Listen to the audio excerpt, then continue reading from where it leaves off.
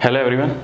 Thermodynamics हमारा चल रहा था और हमने मैक्सवेल रिलेशन, थर्मोडायनेमिक इक्वेशन क्या होती है, इन सब के बारे में स्टडी अच्छे से कर लिया था। बिल्कुल हर चीज़ मैं डिटेल में पढ़ा रहा हूँ, कुछ भी ऐसा नहीं है कि जो तुम्हें छूटेगा, क्योंकि तुम तो सिर्फ अब के लिए लेक्चर सोच रहे हो कि हमें इस साल पढ़ना है। मैं 5 साल आगे की सोच रहा हूँ, क्योंकि ये लेक्चर बहुत आगे तक चलने वाले हैं। भाई तुम बच्चे हो, उसके बाद नेक्स्ट ईयर बच्चे आएंगे, फिर उससे आगे बच्चे आएंगे।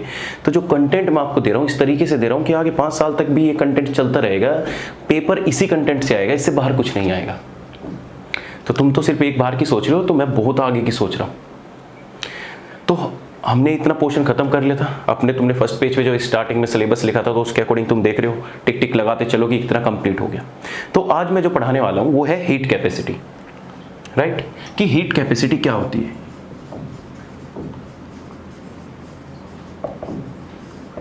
तुमने चीजें तो रट्टी बहुत मारी होगी, पर आज मैं तुम्हें प्रैक्टिकल और ऑथेंटिक चीज बताऊंगा, बिल्कुल एकदम तुम्हारे दिमाग में घुस जाएगी कि एक्चुअल में हीट कैपेसिटी इसको बोलते हैं। आज तक तो बस फॉर्मूला याद कर लिया, CP CV, internal energy upon में टेम्परेचर, एंथैल्पी अपॉन में टेम्परेचर, ये सब बातें याद कर ली। लेकिन एक्चुअल में हीट कैपेसिटी होती क्या है? देखो, बिल्कुल प्रैक्टिकल देखो कि सपोज करो तुम्हारे पास एक सिस्टम है और उस सिस्टम का टेम्परेचर इनिशियल T1 था और तुम्हें उसका टेम्परेचर पहुंचाना है T2। मतलब कि तुम्हें उस सिस्टम का टेम्परेचर इंक्रीज करना है, और टेम्परेचर इंक्रीज करने के लिए तुम्हें कुछ ना कुछ एनर्जी प्रोवाइड करनी पड़ेगी, राइट? भाई कुछ ना कुछ सिस्टम में हीट देनी पड़ेगी, तभी तो टेम्परेचर T1 से T2 चेंज होगा। तो लेट सपोज कि जो हीट दे रहे हो वो तुम्हारी क्या है? DQ हीट है। और इस मटेरियल की tendency to raise the temperature T1 to T2, इसी को बोल देते हैं हीट कैपेसिटी। कि इस मटेरियल की कितनी टेंडेंसी है कि ये टेम्परेचर T1 से T2 चेंज होने में जो हमें हीट की रिक्वायरमेंट पड़ती है, इसकी कैपेसिटी, उसी को बोलते हैं हीट कैपेसिटी। अगर सिंपल सी जनरल इक्वेशन में मैं बोल दूं कि heat capacity is equal to होता है एनर्जी अपॉन में डेल्टा ई चेंज, या मैं इक्वल टू बोल देता हूं E अपॉन में T2 माइनस के T1। चूंकि हम एनर्जी हीट की फॉर्म में दे रहे हैं, तो मैं E इक्वल टू बोल सकता हूं DQ अपॉन में T2 माइनस के T1। बात समझ में आई? तो ये हमारी क्या हो गई? हीट कैपेसिटी होगी। लेकिन तुम्हें अभी भी बात क्लियर नहीं हुई कि सर एक्चुअल में हीट कैपेसिटी क्या होती है। और बताता हूं मैं तुम्हें एक सिंपल सा क्वेश्चन पूछता हूं। तुमने क्या देखा होगा कि राजस्थान में जो सैंड होता है, रेत होता है, और तुमने ओशियन देखे होंगे। जो सैंड होता है ना राजस्थान में, बहुत ज्यादा गर्मी होती है, हॉट होता है, बहुत ज्यादा हॉट होता है, राइट? और जो ओशियन होते हैं, पानी होता है, जो ये होते हैं बहुत कूल होते हैं, कोल्ड होते हैं, ठंडे होते हैं, बर्फ होता है, बर्फ जमा होता है, राइट और रॉन्ग? अगर मैं तुम्हें सिंपल सा पूछने लगूं कि मुझे बता, जो ये रेत है राजस्थान का, ये गर्म क्यों होता है, और जो ओशन है वो ठंडे क्यों होते हैं, तो तुम सोच में पड़ जाओगे कि इसका आंसर क्या दे। भाई जाहिर सी बात है, सारे एक यूनिवर्स का पार्ट है। रेत राजस्थान का, वो भी यूनिवर्स का पार्ट है। जो ओशन है वो भी इस यूनिवर्स का पार्ट है। हम अलग से कोई हीट तो सप्लाई कर नहीं रहे हैं। भाई हम जाके क्या राजस्थान में जाके भट्टी जला रहे हैं क्या, कि जो वो गर्म हो जाता है? नहीं जला रहे ना। क्या हम जाके फ्रिज लगा दिए क्या हमने ओशियन में जाके कि भाई वो पानी ठंडा हो जाए, कोल्ड हो जाए? नहीं कर रहे ना। सबके साथ ये एक इन्वायरमेंट है। ये हमारा एक, सपोज करो ये एक इन्वायरमेंट सिस्टम है। इधर कहीं यहाँ राजस्थान में रेत पड़ा हुआ है, सैंड, और इधर ये सारा का सारा ओशन पार्ट है, राइट? ऊपर से सन आ रहा है। भाई सन क्या आ गया? गर्मी देगा। भाई क्या देता है? दे रहा है। दोनों के लिए सेम है। इसको ये भी हीट, इसको भी ये टेम्परेचर इंक्रीज करा रहा है, इसको भी ये टेम्परेचर इंक्रीज करा रहा है। लेकिन भाई हमारे लिए तो सन बहुत दूर है, दोनों के लिए दूर है। हीट मिलेगी, जो सन से हीट मिलेगी वो रेत के पास भी सेम आ रही होगी और पानी के साथ भी सेम आ रही होगी। लेकिन फिर हमें रेत गर्म क्यों मिलता है और ओशन ठंडे क्यों मिलते हैं? इसका रीजन क्या है? इसका रीजन है हीट कैपेसिटी। क्या कि एक्चुअल में सैंड में देखो, सैंड में होता क्या है कि जब तुम टेम्परेचर T1 से टेम्परेचर T2 करते हो, तो हमारी कम अमाउंट ऑफ हीट की रिक्वायरमेंट होती है, कम अमाउंट ऑफ हीट की रिक्वायरमेंट होती है। या मैं कहूं कि इसकी जो टेंडेंसी होती है T1 से T2 चेंज होने की, बहुत जल्दी हो जाती है। इसकी हीट कैपेसिटी कम होती है, मतलब हमें ज्यादा अमाउंट ऑफ एनर्जी की जरूरत नहीं पड़ती इसका टेम्परेचर T1 से T2 पहुंचाने के लिए। लेकिन पानी में क्या होता है? पानी में जो H2 प्रेजेंट है, अगर मुझे इसका टेम्परेचर T2 से T2 तक पहुंचाना है, तो मुझे इसके लिए हाई एनर्जी देनी पड़ेगी। या मैं तुम्हें और सिंपल बोल दूं कि जो जल्दी टेम्परेचर चेंज कर दे, मतलब जो जल्दी चीज गर्म हो जाए, उसकी हीट कैपेसिटी कम होगी, और जो लेट गर्म होगा उसकी हीट कैपेसिटी ज्यादा होगी। भाई कैपेसिटी क्या है? कैपेसिटी क्या है? It is a tendency to change the temperature by 1 degree Celsius. क्या है हीट कैपेसिटी? क्या है? The tendency of a material, the tendency of a material to change the temperature, to change the temperature by 1 degree Celsius या 1 kelvin. 1 degree Celsius देखो ये ज्यादा better होगा। भाई जो कोई मटेरियल की जो टेंडेंसी होती है 1 डिग्री सेल्सियस चेंज करने की, उसी को हम क्या बोल देते हैं? Heat capacity. अगर वो 1 डिग्री सेल्सियस चेंज बहुत जल्दी हो रहा है, बहुत जल्दी हो रहा है, तुमने थोड़ी सी हीट दी तो वो 1 डिग्री सेल्सियस चेंज हो गया किसी मटेरियल के लिए, तो उसको क्या बोल देंगे? भाई इसकी हीट कैपेसिटी तो कम है। भाई पोटेंशियल का ही काम कर रहे हैं ना। भाई जैसे क्या देखते हो, जैसे तुम अपने ऊपर एग्जांपल लो, हम और तुम्हें, एक मेरे साइड में एक तगड़ा सा बंदा आ जाए 6 फीट का और एक में टिंगा सा, तो इधर क्या होगा? सामने कोई भी वेट रखा होगा। अब टिंगा सा आदमी तो उस वेट को जल्दी से उठा लेगा। भाई सिंपल से उसके पास पावर है, वो जल्दी से उठा लेगा। लेकिन मेरे पास तो पावर नहीं है, मुझे तो उठाने के लिए और एनर्जी की जरूरत पड़ेगी। पड़ेगी कि नहीं पड़ेगी? पड़ेगी कि नहीं पड़ेगी? तो मुझे उसको उठाने के लिए ज्यादा अमाउंट ऑफ एनर्जी चाहिए। यही काम होता है वाटर का, कि वाटर को हीट करने के लिए उसे ज्यादा अमाउंट ऑफ एनर्जी चाहिए। इसलिए ओशियन को जब सन से लाइट आती है तो ओशियन का जो टेम्परेचर है वो इतनी जल्दी चेंज नहीं होता जितनी जल्दी हमारा रेत का टेम्परेचर चेंज हो जाता है। इस वजह से जो हमारा रेत होता है ना, रेत वो गर्म होता है, हीट निकलती है, और जो ओशियन होते हैं वो ठंडे होते हैं। बात क्लियर आई? दिमाग की नसें खुली की खुली? ये सारी चीज तुम्हारे आसपास है ना, वो सब थर्मोडायनेमिक्स ही है। लेकिन पता किसे है? पता किसको है कि वो थर्मोडायनेमिक्स है? समझे बात को? अगर मैं तुम्हें और आज इजी कर देता हूं, तुमने तेल देखा है? अगर मैं तुम्हें एक तरफ बोल दूं कि भाई पानी है और एक तुम्हारे पास वेजिटेबल ऑयल है, और मैं तुमसे पूछ दूं कि भाई दोनों को हीट करना स्टार्ट किया, कौन जल्दी गर्म होगा? अरे कौन जल्दी गर्म होगा? तो तुम कह दोगे सर तेल बहुत जल्दी गर्म हो जाता है। जो जल्दी गर्म हो जाएगा इसका मतलब है कि उसमें टेम्परेचर चेंज जल्दी हो रहा है, और जब टेम्परेचर चेंज जल्दी हो रहा है तो उसकी हीट कैपेसिटी कम है। भाई वाटर की हीट कैपेसिटी ज्यादा है। वाटर की इसके बहुत रीजन है, मैं 10 तरीके से एक्सप्लेन कर सकता हूं कि वाटर की हीट कैपेसिटी ज्यादा क्यों है, सैंड की ज्यादा क्यों है, या सैंड की कम क्यों है, ये भी सब कुछ एक्सप्लेन करूंगा। बस थोड़ा सा चीजें सुनते रहो, पेन रख के, बाद में लिख लेना। अभी सुन लो, वाटर की हीट कैपेसिटी ज्यादा है। ज्यादा होने का मतलब यह है कि जो ये टेम्परेचर चेंज दिखा रहा है T1 से T2 में, वो बहुत लेट दिखा रहा है। लेकिन ऑयल में तुम देखते हो ऑयल बहुत जल्दी गर्म हो जाता है, देखते हो कि नहीं देखते? इतनी सी वही सेम टेम्परेचर पे तुम तेल की छींटा डाल दो तो जला देता है, पानी का डाल दो तो कुछ नहीं होगा। क्यों? क्योंकि वाटर जो होता है उसकी हीट कैपेसिटी कम होती है, वो अपना टेम्परेचर को लेट से चेंज करता है। लेकिन जो तेल होता है वो अपना टेम्परेचर जल्दी चेंज कर देता है। तो अगर मैं तुमसे हीट कैपेसिटी की बात करूं तो वाटर की हीट कैपेसिटी ज्यादा होती है ऑयल से, समझ रहे हो? और ऑर्डर लगा दूं तो लो, हीट कैपेसिटी ऑफ सैंड आ गया। समझ में आई बात? नसें खुली कुछ की हीट कैपेसिटी एक्चुअल में होती क्या है, समझे? अब मैं तुमसे क्वेश्चन पूछता हूं कि जो हीट कैपेसिटी है वो स्टेट फंक्शन होगा कि पाथ फंक्शन होगा? बोलो, सोचने मत बैठो, ये बता रखा है जब तुम्हें हॉस्पिटल का एग्जांपल दिया था। भाई जब हीट हमारा पाथ फंक्शन है तो हीट कैपेसिटी भी तो हमारा पाथ फंक्शन ही होगा। बोल, मानते हो कि नहीं मानते? इन चीजों को ऐसे ही लिख लिया करो जो एग्जांपल बताए हैं, कंजूसी मत क्या करो। ये मत सोचा करो कि हमने ये बातें सुन ली, हमें जिंदगी भर याद रहेगी, नहीं रहेगी। जेएम का पेपर देख के मैं तुमसे पूछ लूंगा कि बता हीट कैपेसिटी के बारे में क्या क्या इंफॉर्मेशन दी थी, तो तुमसे बता ही नहीं जाएगा। सच कह रहा हूं मैं, बता ही नहीं जाएगा। तो जितने भी एग्जांपल देता हूं, हीट का देता हूं या सैंड का देता हूं, ऑयल का देता हूं, ये सब जो प्रैक्टिकल चीज जो तुम्हारे आसपास की मैं जोड़ के जो थर्मोडायनेमिक्स में इंटरेस्ट बना रहा हूं ना, वो इसलिए बना रहा हूं कि तुम्हें मजा आए, तुम्हें लगे कि हाँ एक्चुअल में हमने थर्मोडायनेमिक्स पढ़ी है, हमने टाइम वेस्ट नहीं किया है थर्मोडायनेमिक्स में। समझ रहे हो? तो ये होती है हीट कैपेसिटी। अब देखो आगे, अब हीट कैपेसिटी की अगर मैं तुमसे यूनिट पूछने लगूं, अगर मैं हीट कैपेसिटी की तुमसे यूनिट पूछने लगूं तो सिंपल सी बात है, क्या होगी? अरे क्या होगी? हीट की क्या होती है? जूल, और नीचे क्या है? Temperature, kelvin. तो कितनी हो जाएगी हीट कैपेसिटी की? तो हीट कैपेसिटी की जो यूनिट होती है वो क्या होती है? जूल पर केल्विन पर मोल। अब देखो, एक सिंपल होती है हीट कैपेसिटी, किसी भी मटेरियल के लिए तुम निकाल सकते हो। दो चीज और होती है, एक होती है मोलर हीट कैपेसिटी, एक होती है मोलर हीट कैपेसिटी और एक होती है स्पेसिफिक हीट कैपेसिटी।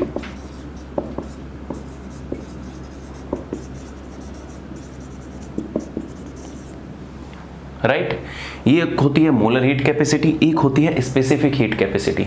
अब मोलर हीट कैपेसिटी का मतलब क्या है कि एक मोल की हीट कैपेसिटी, मतलब हमने एक मोल सब्सटेंस लिया है और उसमें हम टेम्परेचर चेंज कंसीडर कर रहे हैं। Are you getting my point?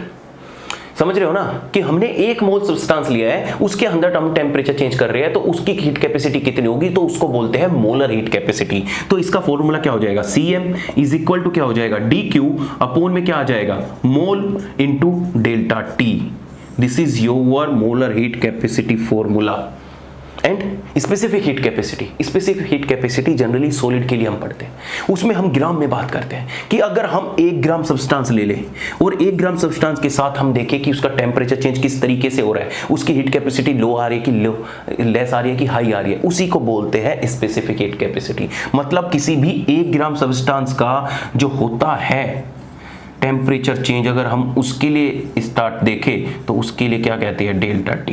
यहाँ पे 1 ग्राम की जगह क्या में लिख दोगे, मास भी लिख दोगे। Are you getting my point और नॉट? समझ रहे हो कि नहीं समझ रहे? समझ में आ रहा होगा।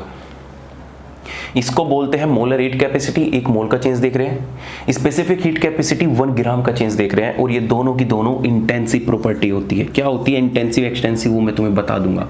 ये दोनों की दोनों क्या होती है, इंटेंसिव प्रॉपर्टी होती है। और जो हीट कैपेसिटी होता है, अगर जनरल तुम्हें हीट कैपेसिटी बोल दे तो बोल देना कि भाई ये एक्सटेंसिव प्रॉपर्टी होती है। तुम्हें आइडिया में पहले ही दे सकता था कि एक्सटेंसिव वो जो मास और मैटर के ऊपर डिपेंड करे, अमाउंट के ऊपर डिपेंड करे, उसको हम बोलते हैं एक्सटेंसिव प्रॉपर्टी। इंटेंसिव प्रॉपर्टी वो जो हमारे मास और मैटर के ऊपर डिपेंड न करे। तुम कोई भी चीज फिक्स कर दो दुनिया में, तुम कोई भी चीज फिक्स कर दो, जैसे मैंने क्या कर दिया, molar heat capacity. Molar heat capacity का मतलब यह है कि 1 मोल के लिए, चाहे तुम दुनिया में कोई भी सब्सटेंस ले लो, सॉलिड ले लो, लिक्विड ले लो, गैस ले लो, आयरन ले लो, एल्यूमिनियम ले लो, कॉपर ले लो, व्हाटएवर तुम्हें जिसके अंदर टेम्परेचर चेंज देखना है, तो लेकिन वो 1 मोल ही होना चाहिए। तो उस मोल का मतलब क्या हो गया कि हम 1 मोल के अंदर हीट कैपेसिटी चेंज देख रहे हैं। इसलिए जो एक मोलर हीट कैपेसिटी और 1 ग्राम के लिए जो हीट कैपेसिटी होती है, जब तुम अमाउंट फिक्स कर देते हो, वो हमारा इंटेंसिव प्रॉपर्टी में चला जाता है। समझ में आ रही है बात? तो ये मोलर हीट कैपेसिटी और ये स्पेसिफिक हीट कैपेसिटी, तो दोनों की दोनों क्या होती है, इंटेंसिव प्रॉपर्टी आती है। अब क्वेश्चन दिमाग में ये आता है कि सर हीट कैपेसिटी क्या हो सकती है? भाई हीट कैपेसिटी का मैग्नीट्यूड अगर मैं देखूं, पॉजिटिव, नेगेटिव, इन्फिनाइट, क्या क्या हो सकता है? बोलो, खुद लगाओ आइडिया। अगर मैं तुमसे पूछने लगा कि हीट कैपेसिटी की वैल्यू क्या हो सकती है, चलो मैं लिख के दे देता हूं कि हीट कैपेसिटी की वैल्यू क्या क्या हो सकती है। बोलो, अगर मैं तुम्हें ऑप्शन दे दूं कि इनमें से हीट कैपेसिटी की वैल्यू क्या हो सकती है, बोलो। ए ऑप्शन दे दिया कि 0 हो सकती है, ऑप्शन बी कि infinite, option C positive value हो सकती है, ऑप्शन डी नेगेटिव वैल्यू हो सकती है, option E all of these हो सकती है,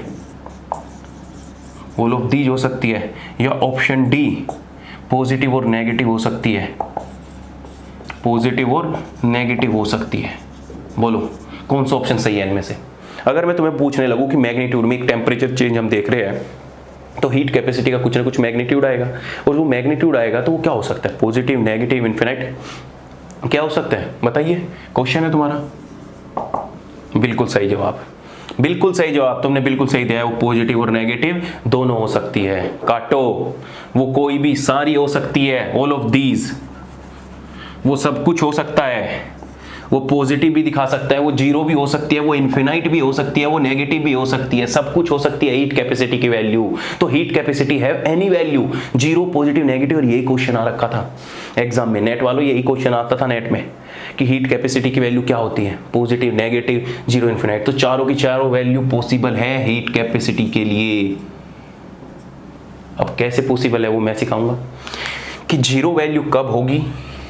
यूनिट याद रखना हीट कैपेसिटी के लिए, जूल पर केल्विन पर मोल, यहाँ पे जूल पर केल्विन पर ग्राम आ जाएगा स्पेसिफिक हीट कैपेसिटी के लिए, राइट। अब देखो 0 वैल्यू कब होती है हीट कैपेसिटी की? 0 वैल्यू होती है एडियाबैटिक प्रोसेस के लिए, क्योंकि एडियाबैटिक प्रोसेस में एक एक बात बता रहा हूं मैं तुम्हें, जो हीट कैपेसिटी की जो 0 वैल्यू होती है वो कब होती है, जब हमारा प्रोसेस एडियाबैटिक हो, जब हमारा प्रोसेस एडियाबैटिक हो, एडियाबैटिक प्रोसेस। क्यों? क्योंकि एडियाबैटिक प्रोसेस में हीट जीरो होती है, इसलिए जो हमारी हीट कैपेसिटी होगी वो भी जीरो होगी, राइट। पॉजिटिव वैल्यू में तुम्हें कुछ एक्सप्लेन करने की जरूरत ही नहीं है, क्योंकि C equal to positive value कब होगी? जब तुम किसी भी वैल्यू के अंदर C इज इक्वल टू कितना होता है? dq बाई T2 माइनस के T1। मतलब जब तुम किसी भी टेम्परेचर के अंदर हीटिंग इफेक्ट देखना चाह रहे हो, हीटिंग इफेक्ट देखना चाह रहे हो, हीटिंग इफेक्ट से मतलब ये है कि तुम टेम्परेचर T1 से टेम्परेचर T2 ले जा रहे हो, लोअर टेम्परेचर से तुम हायर टेम्परेचर की तरफ जा रहे हो, तो नीचे जो वैल्यू आएगी वो पॉजिटिव आएगी, तो ऊपर क्या आ जाएगी? Positive value. तो हमारी हीट कैपेसिटी क्या हो जाएगी? पॉजिटिव हो जाएगी, राइट। कभी भी तुम अगर लो टेम्परेचर से हाई टेम्परेचर पे जा रहे हो तो उसके लिए हीट कैपेसिटी पॉजिटिव होगी। अगर हीट कैपेसिटी नेगेटिव की बात करूं कि नेगेटिव कब होगी, तो सिंपल सी बात है, इसका अपोजिट कर दो कि जब हमारा dq T2 माइनस के T1, मतलब जब हमारा T1 टेम्परेचर ग्रेटर हो जाए T2 से। इसका मतलब ये हो गया कि जब तुम हायर टेम्परेचर से लोअर टेम्परेचर की तरफ मूव कर रहे हो, भाई तुम हायर टेम्परेचर से लोअर टेम्परेचर की तरफ मूव कर रहे हो, तो उस केस में हीट कैपेसिटी क्या हो जाएगी? नेगेटिव हो जाएगी। उस नेगेटिव की फिजिकल सिग्निफिकेंस जानते हो क्या है? उस फिजिकल सिग्निफिकेंस ये है कि कौन अपना टेम्परेचर जल्दी से डिक्रीज कर रहा है, तो उस केस में क्या आ जाएगा? नेगेटिव आ जाएगा। जो जल्दी से टेम्परेचर डिक्रीज कर रहा है उसकी हीट कैपेसिटी कम होगी, और जो लेट अपना टेम्परेचर डिक्रीज कर रहा है उसकी हीट कैपेसिटी ज्यादा होगी। बिल्कुल अपोजिट, वाइस वर्सा। जिसको टेम्परेचर इंक्रीज करने में ज्यादा टाइम लग रहा है, ज्यादा हीट की जरूरत पड़ रही है, उसकी हीट कैपेसिटी ज्यादा होती है। ऐसे ही जिसका टेम्परेचर डिक्रीज करने के लिए हमें ज्यादा एफर्ट डालने पड़ रहे हैं, ज्यादा अमाउंट ऑफ एनर्जी को निकालना पड़ रहा है, उसकी हीट कैपेसिटी ज्यादा होगी। दोनों सेम अपोजिट है, कोई दिक्कत नहीं है। अब पॉइंट ये आता है कि सर इन्फिनाइट क्या होगी? ये तो बड़ी इंटरेस्टिंग बात है कि सर हमारी इन्फिनाइट कब होगी? बोलो, कुछ तो दिमाग लगाओ, कुछ तो असर डालो। चलो इसके ऊपर बताते हैं हम तुम्हें क्या होती है। पॉजिटिव नेगेटिव क्लियर हो गया। इन्फिनाइट, तो हमारी हीट कैपेसिटी इन्फिनाइट कब होगी? ये जानते हो, ये कहानी वो होती है कि तुम टेम्परेचर इंक्रीज करते जा रहे हो लेकिन तुम्हारा टेम्परेचर इंक्रीज नहीं हो रहा एक्चुअल में। मतलब तुम सिस्टम को हीट तो दे रहे हो लेकिन तुम्हारा टेम्परेचर चेंज नहीं हो रहा। उस केस में जो हमारी हीट कैपेसिटी होती है वो इन्फिनाइट हो जाती है। कहोगे सर क्या बात कर रहे हो, क्यों पागल बना रहे हो हमारा? मत बनाओ सर, समझ में नहीं आएगा हमें, डायरेक्ट बोल दो ना। तो मैं डायरेक्ट ही बता देता हूँ।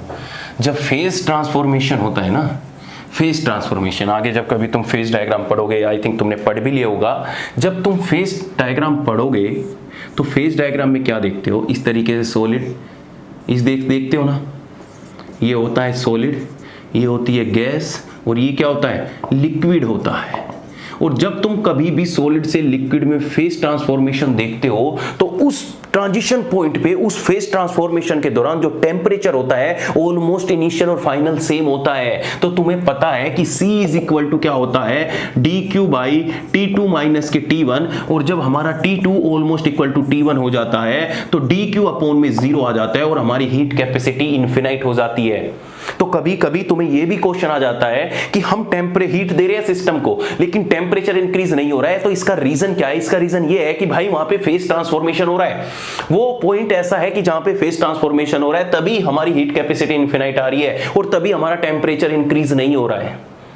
दुनिया में कहीं भी तुम हीट दे रहे हो सिस्टम को, अगर तुम्हारा टेम्परेचर T1 से T2 तक नहीं पहुंचा, तुम्हारा टेम्परेचर चेंज नहीं हुआ, इसका मतलब समझ लेना वो फेज ट्रांसफॉर्मेशन में हीट यूज हो रही है।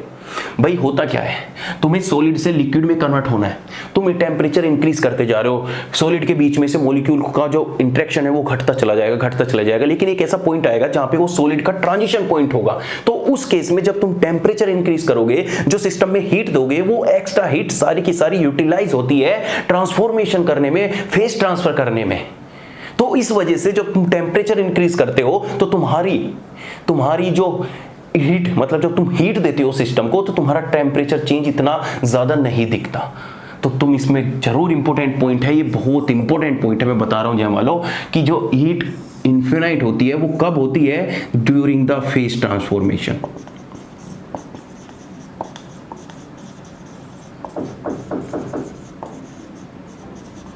ड्यूरिंग द फेज ट्रांसफॉर्मेशन जो तुम्हारी हीट होगी। या एक पॉइंट तो ये हो गया, दूसरा पॉइंट ये कि when you will increase the temperature, या तुम इसको लिख लो हिंदी में, यार इंग्लिश मेरी भी इतनी स्ट्रॉन्ग नहीं है, इसको कैसे लिखोगे कि जब तुम सिस्टम में हीट प्रोवाइड कर रहे हो लेकिन टेम्परेचर चेंज नहीं हो रहा, तो उस केस में कौन सा प्रोसेस होता है, लिख लोगे? उस केस में कौन सा प्रोसेस होता है? तो तुम बोल दोगे कि जो वो एक्स्ट्रा हीट जो हम सिस्टम को हीट दे रहे हैं वो हीट कहाँ यूटिलाइज हो रही है, तो वहां पे लिख लेना आंसर कि वो फेज ट्रांसफॉर्मेशन में यूटिलाइज हो रही है। कि सॉलिड से लिक्विड, लिक्विड से गैस, कभी भी कोई भी फेज ट्रांसफॉर्मेशन होगा तो उसमें वो हीट यूटिलाइज होगी, राइट। चलिए, हीट कैपेसिटी का एक क्वेश्चन खत्म हो। दूसरा, अगर मैं तुमसे पूछने लगूं कि बता सॉलिड, लिक्विड और गैस में किसकी हीट कैपेसिटी ज्यादा होगी? बोलो बोलो बोलो, बहुत मजे की बात है। कहाँ है सर? बोलो, बहुत चीजें सीक्वेंस से चला रहा हूं मैं। बोलो कि सॉलिड, लिक्विड और गैस में से, अब तो सारा कंसेप्ट बता दिया। अरे अब तो बोल दो। देखो क्या अजीब जॉब है ना टीचर की, इतने लोग मुझे इस कैमरे के पीछे बैठ के देख रहे हैं लेकिन मैं किसी को नहीं जानता। इसको बोलते हैं कर्म, करते जाओ और चेष्टा मत रखो। महाभारत वहाभारत देखते हो कि कुछ नहीं देखते, ये टाइम पास कर रहे हो। अगर मैं तुमसे पूछने लगूं कि what is the order of heat capacity for solid, liquid and gas, क्या होगा? तो मैं तुम्हें जनरली बता रहा हूं कि जो जनरली जो लिक्विड की हीट कैपेसिटी होती है वो ज़्यादा होती है सॉलिड से, और सबसे कम हीट कैपेसिटी होती है गैस की। लेकिन जब तुम्हारा टेम्परेचर बहुत ज़्यादा हाई हो जाता है, at very high temperature, at very high temperature, उस केस में जो हमारी गैस होती है उसकी हीट कैपेसिटी ज़्यादा हो जाती है, फिर हमारा लिक्विड आ जाता है और लास्ट में हमारा क्या आ जाता है? सॉलिड आ जाता है। लेकिन अगर जनरल कोई तुमसे पूछ ले कि सॉलिड और लिक्विड में हीट कैपेसिटी किसकी ज़्यादा होती है, तो ये ऑर्डर याद रखना कि लिक्विड की हीट कैपेसिटी हमेशा सॉलिड से तो ज़्यादा ही होगी और गैस से भी ज़्यादा होगी। या क्वेश्चन ऐसा भी आ सकता है, जब कभी तुम्हें टेम्परेचर मेंशन ना हो तो उस केस में ये जनरल केस लगाना कि जनरली लिक्विड और सॉलिड की हीट कैपेसिटी गैस से ज़्यादा होती है। समझ रहे हो? अब इसका रीज़न क्या है कि सर इसका रीज़न क्या है कि हीट कैपेसिटी लिक्विड की इतनी ज़्यादा क्यों होती है और गैस की इतनी कम क्यों होती है? मैं इसका तरीका बहुत तरीके से समझा सकता हूँ। होता क्या है कि जो हमारा लिक्विड होता है ना, लिक्विड में हमारा वाइब्रेशनल और ट्रांसलेशनल जो मोड होते हैं, वाइब्रेशन मतलब अपने पॉइंट पे घूमना, ट्रांसलेशनल मतलब एक्स डायरेक्शन या वाई डायरेक्शन में मूव करना, वो दो मोड एक्टिव होते हैं। सॉलिड के केस में सिर्फ वाइब्रेशनल एक्टिव होता है, और गैस के केस में जब टेम्परेचर लो रखोगे या कम रखोगे तो उस केस में हमारा रोटेशनल और ट्रांसलेशनल एक्टिव होता है। ये भी बताऊंगा आगे, डिग्री ऑफ फ्रीडम का टॉपिक है, आराम से डिस्कस करूंगा। लेकिन जब तुम्हारा टेम्परेचर हाई हो जाता है तो गैस के केस में ट्रांसलेशनल, रोटेशनल और वाइब्रेशनल तीनों के तीनों मोड एक्टिव हो जाते हैं, और लिक्विड के केस में वही रहते हैं वाइब्रेशनल और रोटेशनल, वाइब्रेशनल और ट्रांसलेशनल बोल सकते हो, वाइब्रेशनल और ट्रांसलेशनल, राइट। और सॉलिड के केस में सिर्फ क्या रहता है? वाइब्रेशनल।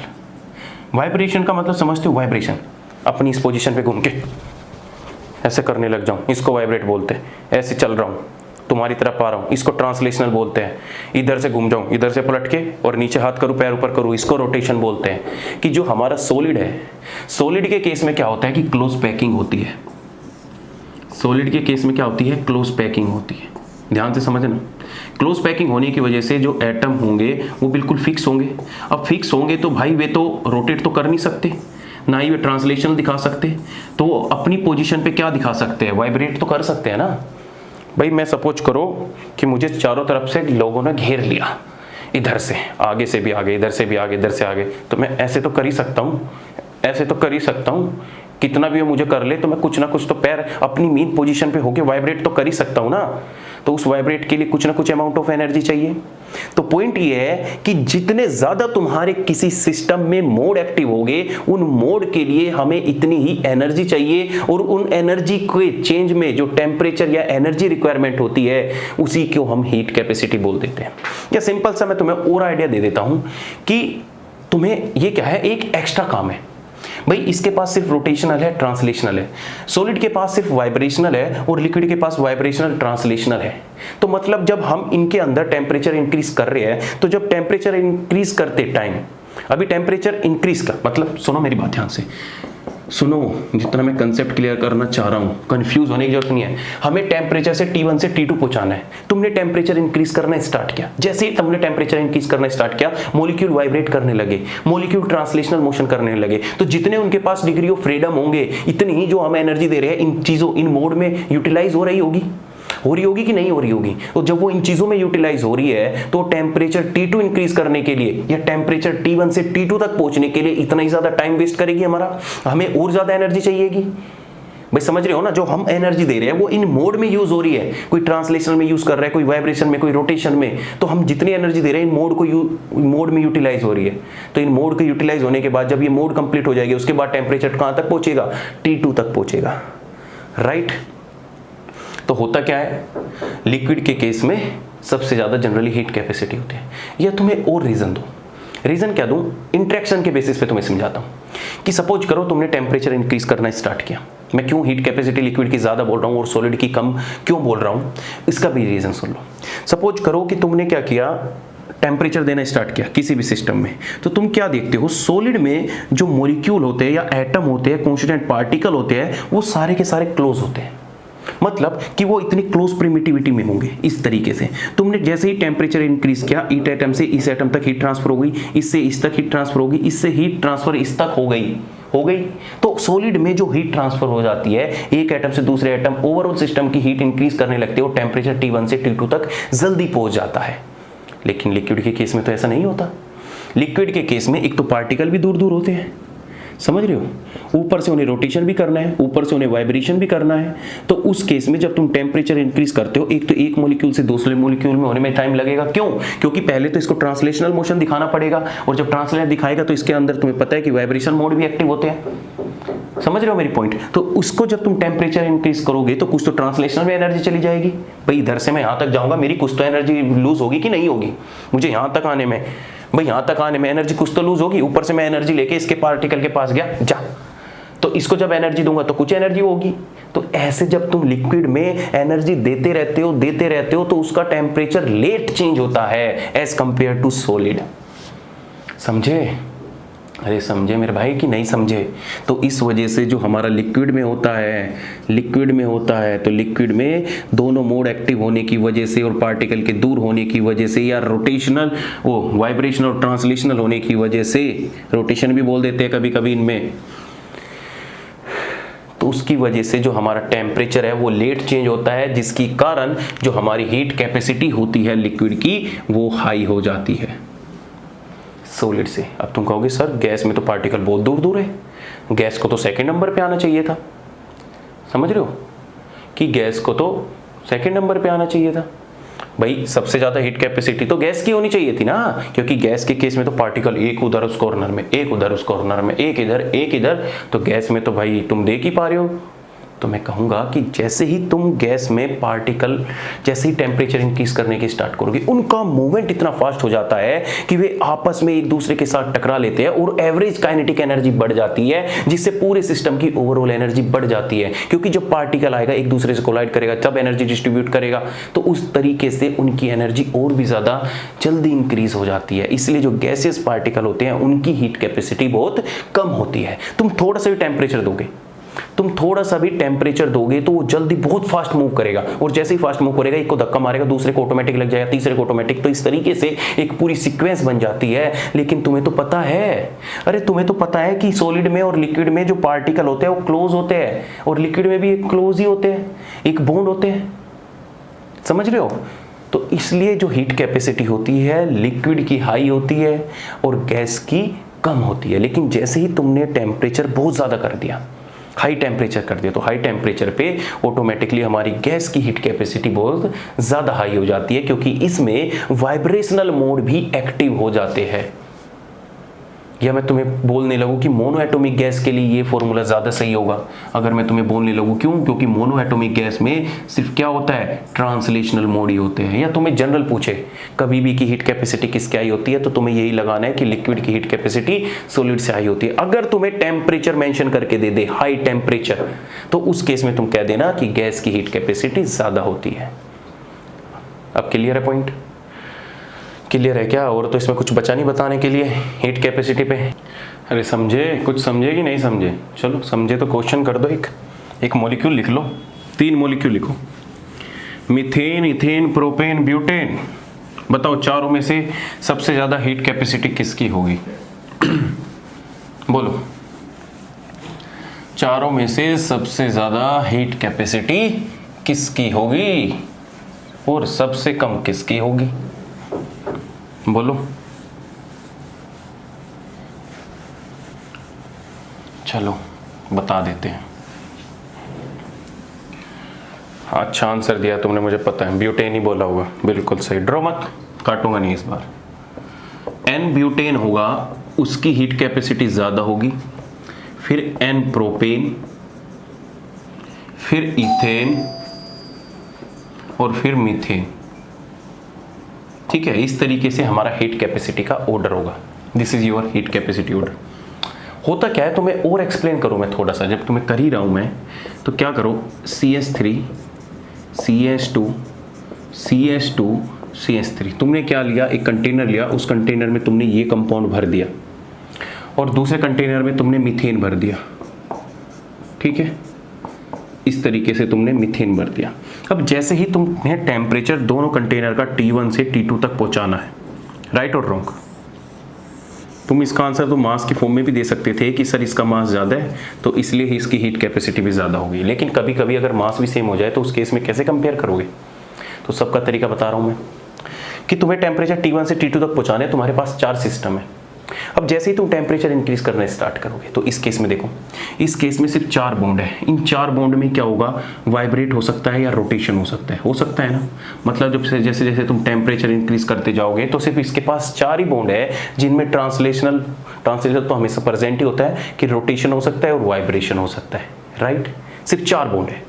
लेकिन जैसे ही तुम ब्यूटेन के पास पहुंचे तो भाई इसके पास भी 3 बॉन्ड प्रेजेंट है, इसके पास भी 3 बॉन्ड प्रेजेंट है और इसके पास भी 3 बॉन्ड प्रेजेंट, 2 बॉन्ड प्रेजेंट है और इस कार्बन के पास भी 2 हाइड्रोजन बॉन्ड प्रेजेंट है और इस कार्बन के पास भी 3 हाइड्रोजन बॉन्ड प्रेजेंट है, राइट और रॉन्ग?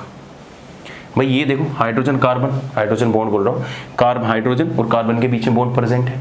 अब वहां पे तो सिर्फ जो तुम एनर्जी दे रहे थे सिस्टम की इंक्रीज करने के लिए T1 से T2 के लिए, वो उन 4 बॉन्ड में यूटिलाइज होके ओवरऑल टेम्परेचर T2 तक पहुंच गया।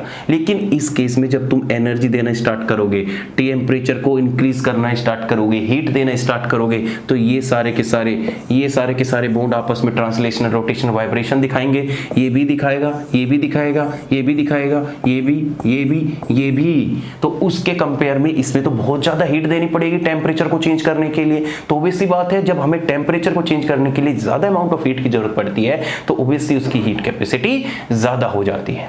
तो कभी भी तुम्हें हीट कैपेसिटी कंपेयर करना हो, अगर बॉन्ड दे रखो और इक्वल मास दे रखो, तो बॉन्ड देख लो किसमें सबसे ज्यादा बॉन्ड प्रेजेंट है, तो उस केस में उसी में क्या होगा, उसकी हीट कैपेसिटी की वैल्यू हाई होगी। अब भी समझ लो मेरा पॉइंट मैं क्या कह रहा हूं। हीट कैपेसिटी वो नहीं है कि तुम्हें टेम्परेचर दे दिया और हीट कैपेसिटी बढ़ गई, नहीं। Heat capacity the tendency to raise the temperature 1 degree Celsius, उसकी टेंडेंसी क्या है, जितनी उसकी लोएस्ट टेंडेंसी होगी उसकी हीट कैपेसिटी कम होगी, जितनी ही उसकी हाईएस्ट टेंडेंसी होगी उसकी हीट कैपेसिटी ज़्यादा होगी। अब क्लियर है आई थिंक। चलो इसमें यहीं रोकते हैं और ज़्यादा मुझे डिटेल में जाना नहीं है।